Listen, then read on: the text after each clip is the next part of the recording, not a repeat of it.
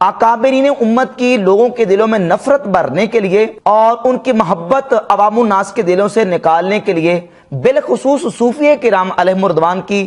دشمنی لوگوں کے دلوں میں پیدا کرنے کے لیے ہر وہ حربہ اور ہر جتن انجینئر محمد علی مرزا استعمال کرتا ہے جس سے لوگوں کو اولیاء کرام سے، صوفیہ کرام سے، امت کے اکابرین سے بدظن کیا جائے۔ اسی لیکچر میں جس کا عنوان ہے کہ کتابوں کا خدا اور بابوں کا خدا، اور اس میں امام احمد بن حنبل رحمۃ اللہ کے حوالے سے مثال پیش کی اور کہا کہ دیکھیں جی فضائل اعمال میں یہ لکھا ہے کہ امام احمد بن حنبل رحمۃ اللہ علیہ کو خواب میں اللہ تعالیٰ کا دیدار ہوا، تو اللہ تعالیٰ سے پوچھا یا اللہ میں تیرا قرب کس طرح حاصل کروں؟ تو اللہ تعالیٰ نے فرمایا کہ میرے کلام یعنی قرآن مجید کے ذریعے۔ پھر امام احمد بن حنبل رحمۃ اللہ علیہ نے پوچھا یا اللہ سمجھ کے یا بغیر سمجھ کے؟ تو اللہ رب العزت نے فرمایا کہ سمجھ کے یا بغیر سمجھ کے، یعنی دونوں طرح میرا قرب حاصل ہوگا۔ اس مثال کو بیان کر کے اس واقعے کو ایک تو یہ کہا کہ یہ صوفیہ کی تعلیمات ہیں، اور پھر دوسرا اس پہ لطیفے اور اس پہ پھپتیاں کسیں، لوگوں کو بھی ہنسایا اور خود بھی اس کا مذاق بنایا۔ اس مقام پہ 3 پوائنٹ جو ہیں وہ زیادہ قابل غور ہے۔ ایک تو یہ پوائنٹ اس واقعے کے حوالے سے، ایک تو اس نے یہ شو کیا کہ یہ صوفیہ کی تعلیمات ہیں جی، یعنی یہ واقعہ امام احمد بن حنبل رحمۃ اللہ علیہ کے خواب میں اللہ تبارک و تعالیٰ کو دیکھنے کا، یہ صوفیہ نے ہی اپنی کتابوں میں لکھا ہے۔ یہاں یہ بات یاد رکھے کہ یہاں مجھے فضائل اعمال کی صفائی بیان کرنا مقصود نہیں ہے، مقصود یہ ہے کہ یہ واقعات اور اس طرح کے بے شمار درجنوں واقعات ہیں جو ہمارے اسلاف امت، سلف صالحین، محدثین، ائمہ، صوفیہ نے اپنی کتابوں میں ذکر کیے ہیں۔ چونکہ اس کا مقصد یہ ہے کہ لوگوں کو صوفیہ سے اور امت کے اکابرین سے بدظن کیا جائے، تو اس حوالے سے ان کا دفاع کرنا ہماری ذمہ داری ہے۔ یہی واقعہ جو امام احمد بن حنبل رحمۃ اللہ علیہ کے خواب میں اللہ تبارک و تعالیٰ کا دیدار کرنے کا واقعہ، یہ صرف صوفیہ کی کتابوں میں نہیں ہے۔ یہ دیکھیں، یہ کتاب ہے سیر اعلام النبلاء امام ذہبی کی۔ یہ اسماء و رجال کے عظیم نقاد اور بہت بڑے امام ہیں، امام شمس الدین ذہبی۔ ان کی کتاب سیر اعلام النبلاء جلد نمبر 9 صفحہ نمبر 295 پہ امام ذہبی اس واقعے کو بیان کرتے ہیں۔ اور یہی واقعہ بہت بڑے محدث ہے امام ملا علی قاری رحمۃ اللہ علیہ، انہوں نے شرح فقہ الاکبر میں بیان کیا ہے۔ یہی ان کا خواب امام احمد بن حنبل رحمۃ اللہ علیہ کا مناقب امام احمد بن حنبل ابن جوزی رحمہ اللہ کی کتاب مناقب امام احمد بن حنبل، اس میں بھی واقعہ یہ موجود ہے، اس میں بھی یہ خواب موجود ہے۔ اور اسی طرح ایک امام ہے ابن خلال، ان کی کتاب کتاب الامالی، اس کے صفحہ نمبر 50 اور 51 پر یہ واقعات محدثین نے یہ خواب جو ہیں وہ بیان کیے ہیں، اور یہ سارے کا سارا جو ہے نا وہ مدعا ڈالتا ہے صوفیہ پر، تاکہ لوگوں کو بدظن کیا جائے اور لوگوں کو نفرت دلائی جائے۔ تو یہ صرف صوفیہ نہیں بلکہ محدثین نے بھی اس خواب کو اپنی کتابوں میں بیان کیا ہے۔ اور اس سلسلے میں دوسرا جو پوائنٹ اور نقطہ اس خواب کے حوالے سے ہے وہ یہ کہ امام احمد بن حنبل رحمۃ اللہ علیہ نے خواب میں اللہ تبارک و تعالیٰ جل شانہ کا دیدار کیا۔ تو اب اس میں یہ کہتا ہے، دیکھیں جی امام احمد بن حنبل کے حوالے سے یہ کہتے ہیں جی انہوں نے خواب میں اللہ تعالیٰ کا دیدار کیا ہے۔ تو یہ اگر پیکج کسی کو ملنا ہوتا تو موسیٰ علیہ السلام کو پیکج ملتا۔ یہ تو اللہ تعالیٰ نے موسیٰ علیہ السلام کو پیکج نہیں دیا کہ خواب میں اللہ تعالیٰ نے اپنا دیدار کروایا ہو، حالانکہ یہ بات سرے سے جھوٹی، بالکل یہ باطل ہے۔ تمہارے پاس کیا دلیل ہے کہ موسیٰ علیہ السلام کو اللہ تبارک و تعالیٰ نے خواب میں اپنا دیدار نہیں کروایا؟ کوئی ہے دلیل قرآن پاک سے یا حدیث سے؟ موسیٰ علیہ السلام نے تو خواب میں اللہ تبارک و تعالیٰ جل شانہ کو دیکھنے کا سوال ہی نہیں کیا، انہوں نے تو سوال کیا ہے اللہ تبارک و تعالیٰ کو اپنی آنکھوں سے دیکھنے کا۔ رب ارنی انظر الیک، یا اللہ میں تیری طرف دیکھنا چاہتا ہوں، میں تو تیرا دیدار کرنا چاہتا ہوں۔ تو اللہ تبارک و تعالیٰ نے فرمایا کیا پیارے موسیٰ تو مجھے نہیں دیکھ سکتا۔ انہوں نے چونکہ جاگتے ہوئے اپنے سر کی آنکھوں سے اللہ تبارک و تعالیٰ کا دیدار کرنے کا مطالبہ کیا تھا، لیکن یہ نبی کریم علیہ السلام کی چونکہ خصوصیت اور حضور کو اللہ نے یہ شرف عطا کرنا تھا، اس لیے موسیٰ علیہ السلام کو یہ شرف عطا نہ کیا گیا۔ باقی رہ گیا کہ موسیٰ علیہ السلام کو خواب میں اللہ تبارک و تعالیٰ کے دیدار ہونے کی نفی، اس کا کوئی ثبوت نہیں، نہ قرآن سے نہ حدیث سے، بلکہ ابھی بھی انشاءاللہ آپ کے سامنے دلائل پیش کروں گا کہ خواب میں اللہ تبارک و تعالیٰ جل شانہ کو دیکھنا یہ تو نبی کریم صلی اللہ علیہ وآلہ وسلم کے غلاموں کو بھی اللہ رب العزت نے یہ شرف عطا کیا ہے۔ بڑے بڑے جلیل القدر محدثین، بڑے بڑے ائمہ، بالخصوص تابعین کرام علیہم الرضوان کے صحیح سند کے ساتھ ایسے واقعات اور ایسے خواب کتب احادیث میں، محدثین کی کتابوں میں ایسے خواب موجود ہیں کہ جس میں یہ بالکل بات واضح ہے کہ انہوں نے اللہ تبارک و تعالی جل شانہ کا خواب میں دیدار کیا۔ اس میں ایک میں حوالہ پیش کرتا ہوں، امام ابن حبان، یہ محدث بھی ہیں صوفی بھی ہیں، امام ابن حبان اپنی کتاب کتاب الثقات جلد نمبر 2 صفحہ 183 روایت کا نمبر 1418، اور یہی خواب جو میں بیان کرنے لگا ہوں یہ امام ابو القاسم سلیمان ابن احمد طبرانی اپنی کتاب المعجم الاوسط للطبرانی جلد نمبر 2 صفحہ نمبر 331 پہ 3454 نمبر روایت ہے اس خواب کو بیان کیا۔ ایک تابعی ہیں جن کو امام ذہبی نے سیر اعلام نبلا میں تابعی لکھا ہے، جن کا نام ہے رقبہ بن مسقلہ تابعی۔ وہ فرماتے ہیں میں نے خواب میں اللہ تبارک و تعالی جل شانہ کا دیدار کیا، میں نے خواب میں اللہ تبارک و تعالی جل شانہ کو دیکھا۔ اور یہ جو واقعہ کتاب الثقات ابن حبان میں المعجم الاوسط حدیث کی کتاب میں رقبہ بن مسقلہ تابعی سے ہے، اسی خواب کو مرزا کے بابا حافظ زبیر علی زئی نے اپنی کتاب فتاوی علمیہ جلد نمبر 3 صفحہ نمبر 61 پہ اس کی سند کو صحیح مانا ہے، اس کی سند کو صحیح قرار دیا ہے۔ تو جب صحیح سند سے تابعین سے یہ ثابت ہے کہ انہوں نے اللہ تبارک و تعالی جل شانہ کا خواب میں دیدار کیا ہے، تو یہ بات ناممکن نہیں ہے، بلکہ ایک حدیث یہ اور کتاب یہ سنن دارمی امام دارمی رحمۃ اللہ علیہ المتوفی 255 ہجری، امام بخاری رحمۃ اللہ سے 1 سال پہلے ان کا انتقال ہوا، اپنی کتاب سنن دارمی کی جلد نمبر 2 صفحہ 170 پہ عنوان قائم کرتے ہیں باب فی رؤیت رب تعالی فی النوم، باب اس بیان میں کہ اللہ تبارک و تعالیٰ کو خواب میں دیکھنے کا بیان، کہ کوئی بندہ مومن اللہ کو خواب میں دیکھتا ہے، اللہ تبارک و تعالیٰ کی زیارت کرتا ہے تو اس کی تعبیر کیا ہے۔ اور اس کے تحت 2150 نمبر ایک روایت ذکر کرتے ہیں امام محمد بن سیرین تابعی رحمۃ اللہ علیہ سے، جو کہ بہت بڑے جلیل القدر تابعی ہیں امام محمد بن سیرین۔ وہ فرماتے ہیں کہ من رأى ربہ فی المنام داخل الجنہ، جو بندہ خواب میں اللہ تبارک و تعالیٰ کو دیکھتا ہے، اللہ کی زیارت کرتا ہے، اس کی تعبیر یہ ہے کہ وہ جنت میں داخل ہوگا۔ تو ائمہ محدثین ان باتوں کو ذکر کر رہے ہیں کہ خواب میں اللہ تبارک و تعالیٰ کا دیدار اور اس کی اللہ کی زیارت ممکن ہے، یہ ناممکن نہیں بلکہ واقع ہے۔ ائمہ محدثین کا بھی میں انشاءاللہ حوالے پیش کرتا ہوں کہ یہ ناممکن نہیں ہے، اب یہ ناممکن بنا کے پیش کر رہا ہے کہ امام احمد بن حنبل کو خواب میں تو اللہ تعالیٰ کا دیدار ہو ہی نہیں سکتا، یہ تو ناممکن ہے۔ اب میں آگے جا کے انشاءاللہ پیش کروں گا کہ نبی کریم علیہ الصلوۃ والسلام کی جو خصوصیت ہے وہ کیا ہے اور وہ حدیث میں اس کا بیان کیا ہے۔ اس سلسلے میں امام ابو نعیم اصفہانی اپنی کتاب حلیۃ الاولیاء جلد نمبر 6 صفحہ نمبر 183 پہ روایت نمبر 8130 اور 8131 میں بیان کرتے امام اوزائی تابعی بھی ہیں اور بہت بڑے امام اور محدث ہیں۔ امام اوزائی رحمت اللہ تعالی علیہ فرماتے ہیں مجھے اللہ تبارک و تعالی جل شانہ کا خواب میں دیدار ہوا، اللہ کی زیارت ہوئی، اور یہی خواب امام ابو نعیم اصفہانی بھی اور محدث ابن عساکر اپنی کتاب تاریخ دمشق ابن عساکر جلد نمبر 23 صفحہ نمبر 193 پہ اس خواب کو بیان کرتے ہیں، جو کہ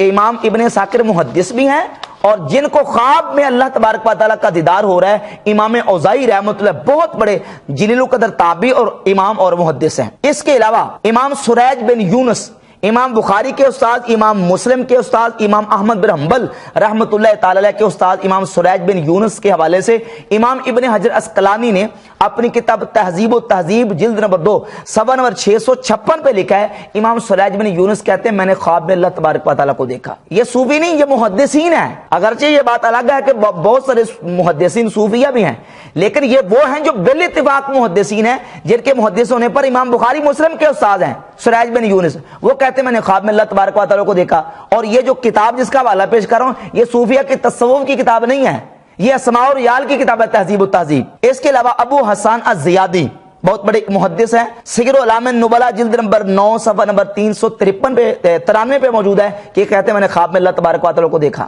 قاضی ابن الوزیر المتوفی 389 ہجری وہ کہتے ہیں کہ میں نے خواب میں اللہ تبارک و تعالیٰ کو دیکھا، سیر اعلام النبلاء جلد نمبر 2 صفحہ نمبر 409۔ اس پر میرے پاس درجنوں، میں کہتا ہوں میں اگر درجنوں حوالے بھی اس پر پیش کرنے پڑے تو بحمد تعالیٰ ہم پیش کر سکتے ہیں کہ صوفیہ، محدثین، ائمہ، تابعین کرام رضوان اللہ علیہ مجمعین کے جناب اس درجنوں حوالے موجود ہیں کہ جنہوں نے خواب میں اللہ تبارک و تعالیٰ جل شانہ کی زیارت کی ہے۔ اس کے علاوہ امام ابو بکر احمد بن محمد المروزی، یہ امام احمد بن حنبل کے شاگرد ہیں، وہ کہتے ہیں انہوں نے خواب میں اللہ تبارک و تعالیٰ کی زیارت کی۔ طبقات الحنابلہ جلد نمبر 1 صفحہ نمبر 61 پہ یہ بات موجود ہے۔ امام بشر حافی رحمۃ اللہ علیہ، بشر بن حارث حافی رحمۃ اللہ علیہ، امام ابن الجوزی اپنی کتاب المنتظم اس میں لکھتے ہیں کہ یہ فرماتے ہیں میں نے خواب میں اللہ تبارک و تعالیٰ کی زیارت کی۔ امام یحییٰ بن سعید القطان، امام ابو بکر آجری، امام احمد بن خضروی، شاہ کرمانی رسالہ کشاریہ صفحہ نمبر 570 سے لے کر 572 تک یہ سارے حوالے موجود ہیں کہ ان اکابر اولیاء محدثین نے اللہ تبارک و تعالیٰ کا خواب میں دیدار کیا ہے۔ اس کے علاوہ سیدنا بایزید بستامی رحمۃ اللہ کا حوالہ پیش آخر میں کروں گا۔ میں اس سلسلے میں ایک دو روایات بھی پیش کر دوں تاکہ چونکہ اس مسئلے سے متعلقہ ہے، تاکہ یہ بات بالکل واضح ہو جائے کہ اللہ تبارک و تعالیٰ جل شانہ کو خواب میں دیکھنا، اللہ کا دیدار کرنا، یہ صرف تصوف کی کتابوں میں نہیں، محدثین نے اپنی کتابوں میں اس کو صوفیہ کرام اور صالحین اور امت کے محدثین اور تابعین تک ان کے حوالہ جات موجود ہے، بلکہ صحابہ کرام رضی اللہ تعالیٰ عنہم سے بھی روایت موجود ہیں۔ امام ابن ابی العاصم المتوفی 287 ہجری اپنی کتاب السنہ اس کی روایت نمبر ہے 488، سیدنا ابو بکر صدیق رضی اللہ تعالیٰ عنہ سے روایت لے کے ہے۔ سیدنا ابو بکر صدیق رضی اللہ تعالیٰ عنہ فرماتے ہیں کہ سب سے بہترین اور افضل خواب یہ ہے کہ بندہ خواب میں اپنے رب جل شانہ کو دیکھے، اس کے بعد نبی کریم علیہ الصلوۃ والسلام کو دیکھے، اور اس کے بعد یہ ہے کہ ان والدین کی زیارت کرے خواب میں جو حالت ایمان میں دنیا سے رخصت ہو گئے۔ یہ بہترین خوابوں میں سے مومن کے بہترین خواب ہیں۔ یہ روایت اگرچہ اس کے سارے راوی ثقہ ہیں سوائے ایک راوی کے جس کا نام ہے عباس بن میمون۔ عباس بن میمون راوی کا ترجمہ اور اس کی جو ثقاہت ہے وہ ثابت نہیں ہو سکی، باقی سارے کے سارے اس کے راوی ثقہ، اس لیے اس روایت میں تھوڑی سی کمزوری ہے، لیکن ائمہ محدثین سے یہ بات ثابت ہے کہ خواب میں اللہ تبارک و تعالیٰ جل شانہ کا دیدار اور اللہ کی زیارت ہو سکتی ہے، بلکہ ممکن ہے، یہ کوئی ناممکن چیز نہیں ہے۔ امام ابن حجر عسقلانی بہت بڑے امام اور محدث، صحیح بخاری کے شارح، وہ صحیح بخاری کی شرح فتح الباری کی جلد نمبر 12 صفحہ نمبر 489 پہ لکھتے ہیں کہ جوز اہل التعبیر رؤیت الباری عز وجل فی المنام مطلقاً، کہ اہل تعبیر نے یعنی خوابوں کی تعبیر کرنے والے ائمہ محدثین نے مطلقاً اس کو جائز رکھا ہے کہ بندہ خواب میں اللہ تبارک و تعالیٰ کو دیکھ سکتا ہے، یہ جائز ہے، یہ ناممکن نہیں ہے۔ اور بڑا مزیدار ایک حوالہ اس سلسلے میں پیش کروں گا ابن تیمیہ کے حوالے سے۔ ابن تیمیہ غیر مقلدین کے ہاں تو بڑے امام و پیشوا سمجھے جاتے ہیں۔ ابن تیمیہ اپنی کتاب بیان و تلبیس الجہمیہ صفحہ نمبر 73 اور 74 پہ لکھتے ہیں وَمَا زَالَ الصَّالِحُونَ وَغَيْرُهُمْ يَرَوْنَ رَبَّهُمْ فِي الْمَنَامِ، لکھتے ہیں کہ صالحین ہمیشہ سے خواب میں اللہ تبارک و تعالیٰ کا دیدار کرتے آئے ہیں، وَيُخَاطِبُهُمْ، اور خواب میں اللہ تعالیٰ سے باتیں بھی کرتے ہیں، وَمَا أَظُنُّ عَاقِلًا يُنْكِرُ ذَلِكَ، ابن تیمیہ صاحب کہتے ہیں میں کسی عقل مند کو اس کا انکار کرنے کا گمان بھی نہیں کر سکتا کہ کوئی عقل مند بندہ اس کا انکار کرے کہ خواب میں اللہ تبارک و تعالیٰ کا دیدار ہونے کا انکار کرے، میں گمان بھی نہیں کرتا۔ کیوں؟ اس لیے کہ فَإِنَّ وُجُودَ هَذَا مِمَّا لَا يُمْكِنُ رَفْعُهُ إِذَا الرُّؤْيَا تَقَعُ لِلْإِنسَانِ بغیر اختیارہ، کیونکہ خواب انسان کے اختیار میں نہیں ہے، بغیر اختیار کے واقع ہوتا ہے، لہذا خواب میں اللہ تبارک و تعالیٰ جل شانہ کا دیدار ہونا یہ ناممکن بات نہیں ہے۔ تو بحمد تعالیٰ نے حوالہ جات سے یہ بات بالکل واضح ہوتی ہے کہ یہ جو کہتا ہے کہ جناب کسی کو خواب میں اللہ تبارک و تعالیٰ جل شانہ کا دیدار ہو ہی نہیں سکتا، یہ بالکل اس کا جو نظریہ ہے وہ ان ائمہ محدثین اور خود غیر مقلدین کے جو مقتدر پیشوا لوگ ہیں ان کے ہاں یہ بات درست نہیں ہے۔ اب رہ گئی بات کہ نبی پاک صلی اللہ تعالیٰ علیہ وآلہ وسلم کی جو خصوصیت ہے، سرکار دو عالم علیہ الصلوۃ والسلام کی خصوصیت کیا ہے، اور یہ اولیاء اللہ اور صالحین کے خواب میں اللہ تبارک و تعالیٰ کے دیدار کا انکار کیوں کرتا ہے؟ اسے پتہ ہے کہ جب یہ مان لیا نا، جب یہ بات ثابت ہو گئی کہ خواب میں اولیاء اللہ، صالحین، تابعین، صحابہ کرام رضی اللہ تعالیٰ عنہ کو اللہ تعالیٰ کا خواب میں دیدار ہو سکتا ہے، اگر یہ بات مان لی تو اس کا مطلب یہ ہے کہ نبی کریم علیہ الصلوۃ والسلام کی جو خصوصیت ہے وہ صرف خواب میں دیکھنا نہیں ہوگا، پھر نبی کریم علیہ الصلوۃ والسلام نے جو اللہ تعالیٰ کا دیدار کیا ہے، حضور کی خصوصیت تب بنے گی جب نبی کریم علیہ الصلوۃ والسلام نے جاگتے ہوئے حالت بیداری میں اپنے سر کی آنکھوں سے اللہ تبارک و تعالیٰ کا دیدار کیا ہو، اور یقیناً ایسا ہی ہے۔ سیدنا عبداللہ ابن عباس رضی اللہ تعالیٰ عنہ فرماتے ہیں المستدرک علی الصحیحین جلد نمبر 1 صفحہ نمبر 163 حدیث کا نمبر ہے 216، المعجم الاوس جلد نمبر 6 صفحہ نمبر 459 حدیث کا نمبر ہے 9396، السنن الکبری للنسائی حدیث نمبر 11539، السنہ لابن ابی العاصم حدیث نمبر 436، اور اس حدیث کو امام حاکم نے بھی صحیح کہا، امام ذہبی نے بھی صحیح کہا، ناصر الدین البانی نے صحیح کہا، امام ابن حجر عسقلانی نے صحیح کہا، اور امام نووی نے کہا کہ اس میں کوئی حرج نہیں ہے۔ وہ حدیث یہ کہ عبداللہ ابن عباس رضی اللہ تعالیٰ عنہ فرماتے ہیں کہ الخلۃ لابراہیم علیہ السلام، اللہ تبارک و تعالیٰ نے خلت جناب ابراہیم علیہ السلام کو عطا کی، اور بل کلام موسیٰ علیہ السلام، اور اللہ تعالیٰ نے کلام جناب موسیٰ علیہ السلام کو عطا کیا، والرؤیۃ لمحمد صلی اللہ علیہ وسلم، اور اپنا دیدار اللہ تعالیٰ نے نبی پاک محمد مصطفیٰ صلی اللہ علیہ وسلم کو عطا کیا۔ تو اب اللہ کا دیدار سر کی آنکھوں سے کرنا یہ رسول اللہ محمد مصطفیٰ صلی اللہ علیہ وسلم کی خاصیت اور حضور کی خصوصیت اور حضور کے فضائل و کمالات میں سے، اور خواب میں نبی کریم علیہ السلام، خواب میں اللہ تبارک و تعالیٰ کا دیدار کرنا یہ تو نبی کریم علیہ السلام کے غلاموں اور حضور کے خادموں اور حضور کے امتیوں کو بھی حاصل ہے۔ اور باقی اسی سلسلے میں سیدنا بایزید بسطامی رحمۃ اللہ کے حوالے سے کہتا ہے کہ دیکھیں جی کشف المحجوب میں لکھا ہے کہ بایزید بسطامی کو اللہ تعالیٰ کا ڈائریکٹ دیدار ہوا، بایزید بسطامی نے اللہ تعالیٰ کو ڈائریکٹ دیکھا۔ اگر تو اس کی مراد یہی ہے کہ ڈائریکٹ دیکھا یعنی سر کی آنکھوں سے دیکھا، اور کشف المحجوب میں یہ لکھا ہے، تو یہ بالکل کشف المحجوب پہ بہتان عظیم ہے۔ ایک لفظ داتا صاحب رحمۃ اللہ علیہ نے کشف المحجوب میں ایسا نہیں لکھا، بالکل ایسی کوئی بات نہیں لکھی، بلکہ کشف المحجوب کے صفحہ نمبر 337 پر سیدنا داتا صاحب رحمۃ اللہ تعالی علیہ اولیاء اللہ کی معراج کے حوالے سے وضاحت کرتے ہیں کہ معراج سے مراد کیا ہے۔ بایزید بسطامی فرماتے ہیں میں نے دیکھا میری روح کو آسمان پر لے گئے، میری روح کو آسمان پر لے گئے، نہ کہ میں نے اپنے سر کی آنکھوں سے اللہ تعالیٰ کو دیکھا۔ اور آگے لکھتے کہ اہل طریقت اسے معراج بایزید کہتے ہیں۔ معراج سے مراد قرب ہے انبیاء علیہ السلام کا معراج جسمانی طور پر ہوتا ہے، انبیاء کا معراج جسمانی طور پر ہوتا ہے، اولیاء کرام کا معراج ہمت اور روح سے متعلق ہے۔ نبیوں کا معراج جسمانی ہوتا ہے، اللہ تعالیٰ کسی نبی کو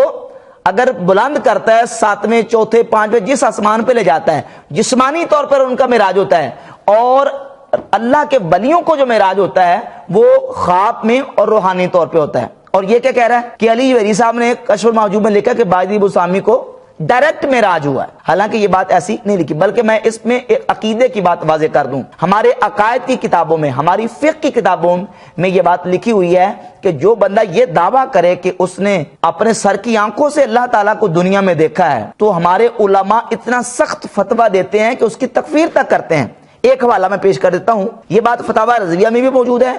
بہار شریعت میں بھی موجود ہے، اور یہ الفتاوی الحدیثیہ امام ابن حجر مکی حیتمی رحمۃ اللہ علیہ صفحہ 200 پر پوری تفصیل بیان کرتے ہوئے صفحہ 202 پر اور 200 پر لکھتے ہیں اذا تقرر ذلك علم منه انه لا يجوز لاحد ان يدعي انه راى الله بعين راسه۔ فرمایا جب یہ بات بالکل واضح ہو گئی کہ اللہ تعالیٰ کو سر کی آنکھوں سے نہیں دیکھا جا سکتا، جو بندہ یہ کہے کہ میں نے اپنے سر کی آنکھوں سے اللہ تعالیٰ کو دیکھا ہے، من زعم ذلك فهو کافر مراق الدم، فرماتے ہیں ایسا بندہ کافر ہے، اس کا خون بہایا جائے گا جو یہ کہے کہ میں نے اپنے سر کی آنکھوں سے اللہ تعالیٰ کو دیکھا ہے۔ ہمارے علماء تو اس کی تکفیر کر رہے ہیں، اور صفحہ نمبر 202 میں بھی یہی لکھا ہے کہ ایسا بندہ، اس کی علماء نے تکفیر کیا ہے جو یہ کہے کہ اس نے اللہ تعالیٰ کو سر کی آنکھوں سے دیکھا ہے، یا کسی کے بارے میں بھی عقیدہ رکھے کہ فلاں ولی نے، فلاں نیک بندے نے اللہ تعالیٰ کو سر کی آنکھوں سے دیکھا، ہمارے تو علماء اس کی تکفیر کر رہے ہیں۔ اور یہ بہتان لگا رہا ہے کہ جناب علی جوہری صاحب نے لکھا ہے کہ بایزید بسطامی نے اللہ تعالیٰ کو ڈائریکٹ دیکھا ہے، حالانکہ جتنی بھی کتابیں صوفیہ کی، یا امام ابن الجوزی رحمۃ اللہ علیہ نے بھی بایزید بسطامی رحمۃ اللہ علیہ کا واقعہ بیان کیا ہے۔ ابن الجوزی رحمۃ اللہ نے صفۃ الصفوہ میں وہ فرماتے ہیں کہ بایزید بسطامی فرماتے ہیں کہ مجھے اللہ تعالیٰ کا دیدار ہوا خواب میں سوتے ہوئے۔ اسی طرح علامہ شاطبی نے اپنی کتاب الاعتصام میں اس کو ذکر کیا، دیگر جو محدثین نے ذکر کیا تو وہ خواب کا واقعہ بیان کیا، ڈائریکٹ سر کی آنکھوں کے حوالے سے بات نہیں کی۔ اور اس سلسلے میں یہ بات بالکل جو نا وہ واضح ہو جاتی ہے۔ اور امام احمد بن حنبل رحمۃ اللہ کے خواب کے حوالے سے یہ جو اس نے بات بیان کی ہے نا کہ دیکھیں امام احمد بن حنبل نے پوچھا یا اللہ میں تیرا قرب حاصل کروں تیرے کلام کے ذریعے، سمجھ کے یا بغیر سمجھ کے؟ وہ دیکھو جی اللہ تعالیٰ نے تو کتابیں سمجھانے کے لیے 7 رسول بھیجے ہیں، اور یہ کہہ رہے ہیں کہ سمجھ کے بغیر سمجھ کے دونوں طرح اللہ کا قرب حاصل ہوتا ہے۔ تو یہ بات سمجھیں کہ یہ صرف لوگوں کو علماء سے، اکابرین امت سے، ائمہ محدثین سے بدظن کرنے کے لیے اپنی الٹی عقل استعمال کرتا ہے۔ اس کی چونکہ وہاں تک رسائی نہیں، یا اگر رسائی ہے تو یہ جو ہے نا وہ دشمنی اور ان کی نفرت پھیلانے کے لیے لوگوں کو ایک مس گائیڈ کرتا ہے ان ایسی اس طرح کے واقعات بیان کر کے۔ پہلی تو بات یہ کہ اس کی اصل کتابوں تک رسائی نہیں ہے، اس کا جو کچھ ملجا و ماوا ہے وہ اس کی گوگل شریف ہے، یہ گوگل سے سرچ کرتا ہے، جو صوفیہ کے مخالفین نے سر دھڑ کی بازی لگا کے جو کچھ لکھا ہے صوفیہ کے خلاف، یہ سارے گوگل سے سرچ کر کے ان مضامین کو جمع کرتا ہے، اور ان مضامین کو جمع کر کے پھر ایک لیکچر تیار کر کے تو لوگوں کے سامنے اپنی پھکیاں جھاڑنی شروع کر دیتا ہے۔ یہ واقعہ جو بیان کیا میں نے عرض کیا کہ یہ امام ذہبی نے سیر اعلام نبلا کی جلد نمبر 9 صفحہ نمبر 295 پہ اس کو بیان کیا ہے، اور امام ابن الجوزی نے مناقب امام احمد بن حنبل میں بھی اس کو ذکر کیا ہے۔ سیدنا امام احمد بن حنبل رحمۃ اللہ علیہ نے جو اللہ تعالیٰ سے پوچھا کہ یا اللہ سمجھ کے تیرا قرب حاصل کروں یا بغیر سمجھ کے، یعنی کس طرح حاصل ہوگا، تو اللہ تعالیٰ نے خواب میں ان کو فرمایا کہ سمجھ کے یا بغیر سمجھ کے دونوں طرح میرا قرب حاصل ہوگا۔ اور یہ بات میں حمد تعالیٰ پچھلی گفتگو میں بیان کر چکا ہوں کہ کلام الہی قرآن مجید فرقان حمید یہ اللہ کی وہ کتاب ہے کہ اللہ تبارک و تعالیٰ نے اس کتاب کی فضیلت یہ رکھی ہے کہ اس کی محض صرف تلاوت کرنا اور اس کلام الہی کی صرف قرات کرنا یہ ایک مستقل عبادت ہے، مستقل عبادت ہے۔ جو بندہ صرف قرات کرتا ہے، صرف تلاوت کرتا ہے، اللہ تبارک و تعالیٰ اس کو بھی ثواب عطا کرتا ہے، اس کو بھی اپنا قرب عطا کرتا ہے۔ ہاں جو بندہ اس کو پڑھتا ہے، تلاوت کرتا ہے، قرات کرتا ہے اور ساتھ اس کے سمجھتا بھی ہے، اس کا مرتبہ فضیلت یقیناً زیادہ ہے، لیکن اس بات کی نفی نہیں کی جا سکتی کہ جو بندہ صرف قرات کرتا، تلاوت کرتا اس کو کوئی ثواب ہی نہیں ملے گا۔ اس پر بہت سارے دلائل ہیں، ایک دلیل میں آپ کے سامنے رکھ دیتا ہوں جامع ترمذی سے، حدیث نمبر 2910 رسول اللہ صلی اللہ علیہ وآلہ وسلم نے فرمایا جو بندہ قرآن مجید کا ایک حرف بھی پڑھتا ہے، جس نے قرآن کا ایک حرف بھی پڑھا، اللہ تبارک و تعالیٰ اس کو 10 نیکیاں عطا فرمائے۔ اور فرمایا میں نہیں یہ کہتا کہ الف لام میم ایک حرف ہے،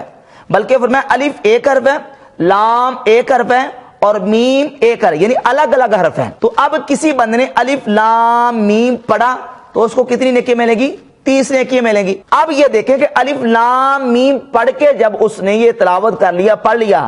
تو مجھے بتائیں کہ اس کے پڑھنے سے اسے کیا سمجھ آئی؟ یہ تو حروف مقطعات ہیں جن کا معنی اللہ جانتا ہے، ہمیں تو اس کا معنی معلوم نہیں ہے۔ جب اس کا معنی معلوم نہیں ہے، اس کا مطلب معلوم نہیں ہے، تو الف لام میم پڑھنے سے 30 نیکیاں ملی، اللہ کا قرب حاصل ہوگا، یقیناً ہوگا، یقیناً نیکیاں ملیں گی۔ تو اس بات سے دلیل سے بالکل واضح ہو گیا کہ کلام الہی قرآن مجید کو محض قرات اور تلاوت کرنے سے بھی ثواب ملتا ہے، یہ مستقل عبادت ہے اور اللہ رب العزت کا قرب حاصل ہوتا ہے۔ اسی سلسلے میں انجینئر محمد علی مرزا نے قرآن مجید کی سورۃ البقرہ کی آیت نمبر 185 پڑھی اور کہا کہ دیکھو قرآن مجید تو اللہ کی وہ کتاب ہے کہ جس کو اللہ تبارک و تعالیٰ نے تمام انسانوں کے لیے ہدایت رکھا ہے، یہ تمام انسانوں کے لیے ہدایت ہے، تو جو بھی انسان اس کو پڑھتا ہے اسے ہدایت حاصل کرے۔ حالانکہ اسی سورۃ البقرہ کی آیت نمبر 2 کو چھوڑ گیا۔ اچھا آیت نمبر 2 پہلے آتی ہے یا آیت نمبر 185 پہلے آتی ہے؟ آیت نمبر 2 پہلے آتی ہے۔ تو اب ان دونوں آیتوں کو، آیت نمبر 2 سورۃ البقرہ کی اور آیت نمبر 185، ان دونوں آیتوں کا آپ ملا لیں، دونوں آیتوں کا مفہوم بالکل واضح ہو جائے گا۔ سورۃ البقرہ کی آیت نمبر 2 میں اللہ تبارک و تعالیٰ فرماتا ہے کہ ذالک الکتاب لا ریب فیہ ھدی للمتقین، کہ یہ کتاب اس میں کوئی شک نہیں ہے، یہ متقین کے لیے ہدایت ہے۔ اور سورۃ البقرہ کی آیت نمبر 185 میں فرماتا ہے ھدی للناس، یہ لوگوں کے لیے ہدایت ہے۔ اب یہاں فرمایا کہ یہ متقین کے لیے ہدایت ہے، اور وہاں کیا فرمایا کہ یہ تمام لوگوں کے لیے ہدایت ہے۔ تو اب دونوں آیتوں کا مفہوم نکالنا پڑے گا، تطبیق دینی پڑے گی۔ تطبیق دے کے یہ مطلب یہ نکلتا ہے کہ اللہ تبارک و تعالیٰ کی کتاب قرآن ہدایت تو سب لوگوں کے لیے ہے، لیکن اس سے ہدایت وہ لوگ حاصل کرتے ہیں جو متقین ہیں۔ تو اب یہ صرف اپنا مقصد پورا کرنے کے لیے، اپنے دعوے کو ثابت کرنے کے لیے ایک آیت کو چھوڑتا ہے، دوسری آیت کو پکڑتا ہے، اور یہ طریقہ جو ہے یہ اہل حق کا شیوا نہیں ہے۔ پھر اسی سلسلے میں کہتے ہیں قرآن بڑا آسان ہے، اللہ تعالیٰ نے تو قرآن کو آسان کر دیا۔ سورۃ القمر کی آیت نمبر 17، 22، 32 اور 40 میں اللہ تبارک و تعالیٰ نے واضح فرما دیا ہے وَلَقَدْ يَسَّرْنَا الْقُرْآنَ لِلذِّكْرِ فَهَلْ مِن مُدَّكِرٍ، اللہ فرماتا ہے کہ بے شک ہم نے یقیناً تحقیق ہم نے قرآن کو آسان کر دیا ہے۔ یسرنا القرآن للذکر، ہم نے ذکر کے لیے، ہم نے قرآن کو نصیحت کے لیے آسان کر دیا ہے۔ تو قرآن تو بڑا آسان ہے، حالانکہ اس آیت کا جو معنی اور مفہوم ہے اس کو بھی سمجھنے کی ضرورت ہے۔ کیا قرآن مجید کی اس آیت کا یہ مطلب ہے کہ ہر بندہ ہی اس کو سمجھ سکتا ہے، کسی استاد کی ضرورت نہیں ہے، کسی سے سیکھنے کی قرآن کو ضرورت نہیں، قرآن اتنا آسان ہے کہ ہر بندہ اس کو سمجھ سکتا ہے۔ اگر یہی معنی اور یہی مطلب اور یہی مفہوم مراد ہوتا تو پھر رسول اللہ صلی اللہ علیہ وآلہ وسلم کے صحابہ کرام رضی اللہ تعالیٰ عنہ خود قرآن کو سمجھ لیتے۔ انہوں نے تو ایسا نہیں کیا، بلکہ نبی کریم علیہ الصلوۃ والسلام کو اللہ رب العزت نے ان کے لیے معلم بنا کے بھیجا، اور معلم بنا کے اللہ رب العزت نے مبعوث فرمایا، یعلمہم الکتاب والحکمہ، کہ نبی صلی اللہ علیہ وآلہ وسلم انہیں کتاب اور حکمت کی تعلیم دیتے تھے۔ صحابہ کرام رضی اللہ تعالیٰ عنہ نبی پاک صلی اللہ علیہ وآلہ وسلم سے کتاب اللہ قرآن مجید سیکھتے تھے، سمجھتے تھے، اور اس کے ساتھ ساتھ وہ صحابہ جنہوں نے نبی کریم علیہ الصلوۃ والسلام سے سیکھا، حضور نے باقی امت کو حکم دیا کہ خذوا القرآن من اربعۃ، ان چار سے قرآن سیکھو۔ صحیح بخاری کی 4999 نمبر حدیث ہے، ان چار سے قرآن سیکھو۔ اور یہ چار کون ہیں؟ عبداللہ بن مسعود ہے، حضرت سالم ہے، حضرت ابی بن کعب ہے، اور حضرت معاذ بن جبل رضی اللہ تعالیٰ عنہ۔ اگر قرآن اتنا ہی آسان تھا تو پھر صحابہ کرام رضی اللہ تعالیٰ عنہ خود پڑھ لیتے، خود سمجھ لیتے۔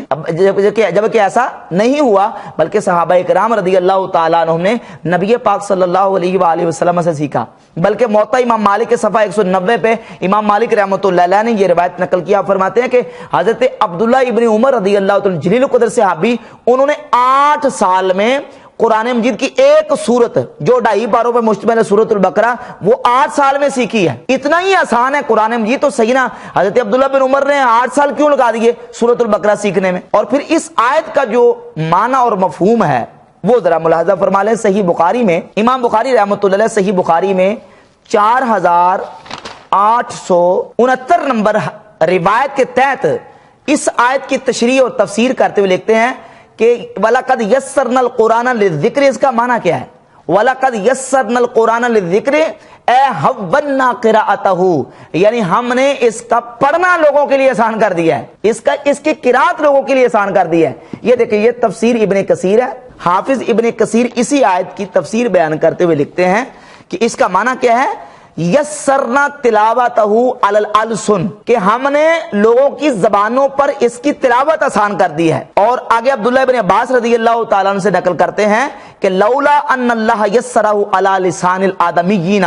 اگر اللہ تبارک و تعالیٰ اپنے کلام کو جو کہ پہاڑوں پہ نازل کیا جاتا تو ریزہ ریزہ ہو جاتے، اس کلام کو اگر اللہ رب العزت آسان نہ کرتا تو آدمیوں کی زبان پہ کلام اللہ جاری نہ ہوتا۔ مستطاع احد من الخلق ان یتکلم بکلام اللہ، اللہ کی مخلوق میں سے کوئی مخلوق یہ طاقت ہی نہ رکھتی کہ وہ اللہ کے کلام کو پڑھ سکے۔ یہ تو اللہ نے آسان کر دیا ہے ان کے لیے پڑھنا اور اس کی تلاوت کرنا، اس لیے لوگوں کی زبانوں پر اللہ رب العزت نے اس کو جاری کر دیا ہے۔ یہ امام ابن الجوزی کی کتاب ہے زاد المسیر۔ زاد المسیر میں بھی امام ابن الجوزی رحمۃ اللہ علیہ نے اسی آیت کی تفسیر بیان کرتے ہوئے لکھا ہے کہ اے للحفظ والقراءۃ یسرنا القرآن للذکر، معنی کیا؟ سہلناہ اے للحفظ والقراءۃ، ہم نے قرآن کو قرات کے لیے اور حفظ کے لیے آسان کر دیا ہے۔ یہ دیکھیں، یہ تفسیر قرطبی ہے۔ امام قرطبی نے بھی تفسیر قرطبی میں اسی آیت کی تفسیر بیان کرتے ہوئے لکھا ہے سہلناہ للحفظ، یعنی ہم نے حفظ کے لیے اس کو آسان کر دیا۔ وَأَعَنَّ عَلَيْهِ مَنْ أَرَادَ حِفْظَهُ، اور جو اس کے حفظ کا یاد کرنے کا ارادہ رکھتا ہے ہم نے اس کی اعانت اور مدد کی ہے۔ فَهَلْ مِن طَالِبٍ لِحِفْظِهِ فَيُعَانُ عَلَيْهِ، ہے کو قرآن کو حفظ کرنے والا، حفظ کرنے کا ارادہ رکھتا ہو تو اللہ تعالیٰ فرماتا ہے ہم اس کے لیے آسان کر دیں اور اس کی مدد فرمائیں۔ تو تمام مفسرین بھی یہ لکھ رہے ہیں۔ صحیح بخاری میں امام بخاری رحمۃ اللہ علیہ لکھ رہے ہیں کہ یسرنا القرآن للذکر، اس کا معنی یہ ہے کہ ہم نے قرآن کو یاد کرنے کے لیے اور قرآن کو پڑھنے کے لیے آسان کر دیا۔ تو اس سلسلے میں جب ہم یہ بات کرتے ہیں کہ دیکھیں قرآن تو اللہ رب العزت نے آسان کر دیا، تو مرزا کہتا ہے دیکھیے اللہ نے نصیحت کے لیے صرف آسان کر دیا ہے، باقی اس کے مطلب کو سمجھنے کے لیے یا اس کے سائنٹیفک جو ایفیکٹ ہیں ان کو سمجھنے کے لیے مولویوں کو بھی نہیں سائنس آتی۔ حالانکہ حقیقت یہ ہے کہ قرآن مجید کو سائنس کی کتاب نہیں ہے، قرآن مجید کو طب کی کتاب نہیں ہے، قرآن مجید یہ شریعت کی کتاب ہے، یہ عقائد کی احکامات کی کتاب ہے، اخلاق کی کتاب ہے۔ اس میں عقائد بیان کیا گیا ہے، احکامات بیان کیا گیا، اخلاقیات بیان کیا گیا ہے، اس کی ہمیں ضرورت ہے، وہ ہم پر فرض ہے کہ اس کو ہم سیکھیں۔ سائنس سیکھنا قرآن سے یہ ہم پر فرض نہیں ہے۔ اگر یہی بات کی جائے تو اس اعتبار سے پھر صحابہ کرام کے بارے میں کیا خیال ہے۔ یہ تو تم پھر صحابہ کرام کے بارے میں بھی یہ کہہ دو گے کہ صحابہ کرام کو بھی سائنس نہیں آتی تھی، اور تم کہو کہ مجھے سائنس آتی ہے اور میں سائنس اس سے نکال سکتا ہوں، تو اس کا مطلب یہ نکلا کہ نعوذ باللہ صحابہ کرام بھی قرآن کو نہیں سمجھ سکے۔ یہ سائنس کی کتاب ہی نہیں ہے قرآن، قرآن تو شریعت کی کتاب ہے، اور قرآن میں عقائد بیان کیے گئے ہیں، ان کو سیکھنا ہمارے لیے فرض ہے۔ قرآن میں احکامات ہیں، ان کو سیکھنا ہمارے لیے فرض ہے۔ لہذا یہ بات جو ہے نا، اس طرح کے واقعات اور اس طرح کی مثالیں پیش کر کے یہ صرف اور صرف مقصد یہ ہے کہ لوگوں کو یہ بتایا جائے کہ یہ کتابیں کچھ اور کہتی ہیں اور بابیں کچھ اور کہتے ہیں۔ حالانکہ یہ جس انداز سے کہہ رہے ہیں نا کہ یہ قرآن بڑا آسان ہے اور قرآن آسان تحریکیں انہوں نے بنائی ہوئی ہیں، اس حوالے سے میں ایک حوالہ سنن ابی داؤد سے پیش کر دیتا ہوں۔ سنن ابی داؤد میں 4611 نمبر حدیث ہے۔ سیدنا معاذ ابن جبل رضی اللہ تعالی عنہ نے ان لوگوں کی پہلے سے 1400 سال پہلے خبر دے دی ہے اور پیش گوئی فرما دی ہے ان لوگوں کے بارے میں جو قرآن آسان طریقے بنا کے لوگوں کو کہہ رہے ہیں قرآن بڑا آسان ہے، اور جناب ہر بندے کے ہاتھ میں قرآن دے کے کہتے ہیں ٹھیک ہے خود پڑھیں، خود سمجھیں اور خود عمل کریں۔ سیدنا معاذ ابن جبل رضی اللہ تعالیٰ عنہ رسول اللہ صلی اللہ علیہ وآلہ وسلم کے شاگرد، وہ بیان کرتے ہیں کہ فرماتے ہیں 4611 نمبر سنن ابی داؤد کی یہ حدیث بھی صحیح ہے، ان من ورائکم فتنا، آپ فرماتے ہیں تمہارے بعد ایک فتنہ آنے والا ہے، تمہارے پیچھے ایک فتنہ ہوگا، اور وہ فتنہ کیا ہوگا؟ یکثر فیہا المال، اس فتنے میں مال کثرت سے ہو جائے گا، ویفتح فیہا القرآن، اور قرآن آسان ہو جائے گا، قرآن کھولا جائے گا، قرآن آسان ہو جائے گا، اور فرماتے ہیں حتی یاخذہ المومن والمنافق والرجل والمرأة والصغیر والکبیر والعبد والحر، حتیٰ کہ جب یہ تحریکیں پیدا ہوں گی نا، قرآن آسان تحریکیں، فرماتے ہیں اس وقت مومن بھی قرآن پڑھے گا، مومن بھی قرآن حاصل کر لے گا، منافق بھی حاصل کر لے گا، مرد بھی، عورت بھی، چھوٹا بھی، بڑا بھی، غلام بھی، آزاد بھی۔ یہ حضرت معاذ بن جبل فرماتے ہیں تمہارے بعد فتنہ واقع ہونے والا ہے، اور یہ لوگوں نے فتنے واقع کیے ہوئے ہیں کہ ہر ساجے ماجے کو بھی یہ ترغیب یہ دلاتے ہیں کہ بڑا آسان ہے، ٹھیک ہے خود پڑھو، خود سمجھو، خود عمل کرو، کسی عالم کے پاس جانے کی ضرورت نہیں ہے۔ اب یہ جتنے فتنے اور جتنے گمراہ ٹولے اور گمراہ فرقے پیدا ہو رہے ہیں، یہ انہی لوگوں کے پیدا کرتا ہے جو لوگوں کو جناب وہ لوگوں کو اتنی رعایت اور چھوٹ اور رخصتیں دے کے جناب وہ علماء سے بدظن کر کے، اکابرین سے اور امت کے صلحاء سے بدظن کر کے لوگوں کو گمراہ کرنے کی کوشش کر رہے ہیں۔